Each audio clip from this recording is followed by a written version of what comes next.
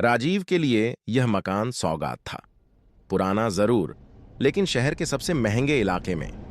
उसकी 3 पीढ़ियों पुरानी कोठी के मुकाबले यह छोटा सा फ्लैट भले ही था, पर यह सिर्फ उसका था। उसे विरासत में मिला था। बस एक शर्त थी, मकान के बीचों बीच वाला कमरा, जिसके एक तरफ बेडरूम और दूसरी तरफ ड्राइंग रूम था, हमेशा बंद रखना था। चाचा की वसीयत में साफ लिखा था, उस कमरे का दरवाजा कभी मत खोलना। पहले कुछ दिन तो राजीव ने नियम माना, लेकिन अकेलेपन और उत्सुकता ने उसे घेर लिया। वह कमरा क्यों बंद था?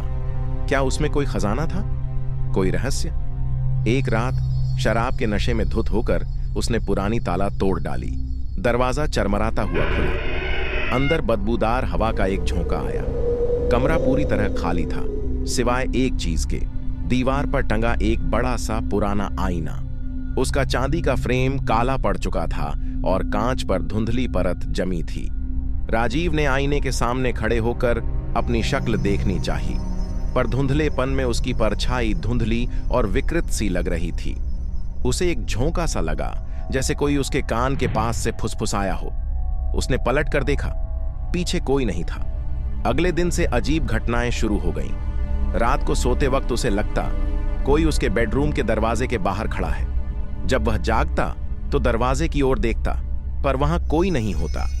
फिर भी उसे यकीन था कि कोई है। एक रात वह जागा तो उसने साफ देखा, आईने वाले कमरे का दरवाजा धीरे धीरे खुल रहा था। अंधेरे में उस धुंधले आईने में कुछ हिलता दिखाई दिया। उसकी अपनी शक्ल नहीं, बल्कि कोई पतला सा लंबा आकृति जो अंदर से उसे देख रही थी। डर के मारे उसने दरवाजा बंद कर दिया और एक मजबूत ताला लगा दिया। लेकिन बात बदतर होती चली गई। अब वह आकृति सिर्फ आईने में ही नहीं दिखती थी, रसोई के शीशे के कैबिनेट में, बाथरूम के शीशे में, यहां तक कि उसके फोन की ब्लैक स्क्रीन में भी वह झलकने लगी। हमेशा पीछे खड़ी, धुंधली, लेकिन नजदीक आती जा रही।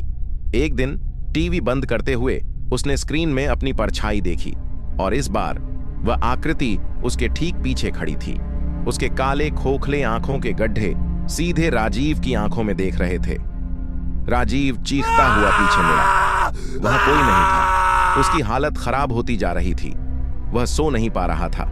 हर शीशे में उसे वह डरावना चेहरा दिखाई देता। उसने सारे शीशे कपड़े से ढक दिए, लेकिन फिर भी उसे लगता कि वह पुराना आईना उसे बुला रहा है। आखिरकार एक तूफानी रात जब बिजली कड़क रही थी, वह और सहन नहीं कर पाया। उसने हथौड़ा उठाया और उस कमरे के दरवाजे पर जोर जोर से प्रहार करने लगा। वह उस आईने को तोड़ना चाहता था, उस शापित चीज को चूर चूर कर देना चाहता था। दरवाजा टूटकर खुला। कमरे के बीचों बीच वह आईना अब भी टंगा था, लेकिन अब वह धुंधला नहीं था, बल्कि उसकी सतह पर एक अजीब सी चमक थी, जैसे पानी की सतह हो, और उसमें साफ साफ वह पतली लंबी आकृति खड़ी थी। उसके हाथ लंबे और पतले थे, उंगलियां नुकीली, और इस बार उसके होठों पर एक विकृत मुस्कान थी। राजीव चीखता हुआ हथौड़ा लेकर आईने पर टूट पड़ा। कांच के टुकड़े हर तरफ बिखर गए।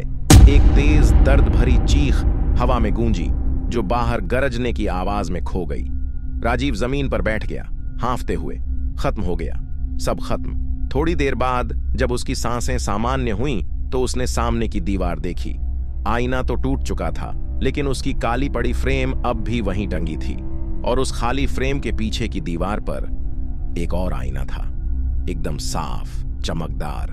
उसमें राजीव ने देखा कि वह आकृति अब भी वहीं खड़ी है, लेकिन अब वह उसके पीछे नहीं थी, अब वह उसके सामने थी।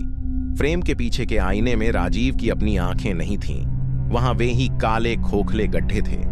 उसके अपने होंठ उस विकृत मुस्कान में बदल चुके थे। उसने अपना हाथ उठाया। आईने में भी वह आकृति ने हाथ उठाया। आवाज उसके गले से नहीं, बल्कि उसके आसपास की हवा से निकली। आखिरकार एक नया घर। और जब सुबह हुई तो फ्लैट पूरी तरह शांत था। बीच वाला कमरा एक बार फिर बंद था, और उसके अंदर टूटे हुए कांच के बीच दीवार पर टंगा नया आईना चमक रहा था। इंतजार कर रहा था अगले मेहमान का।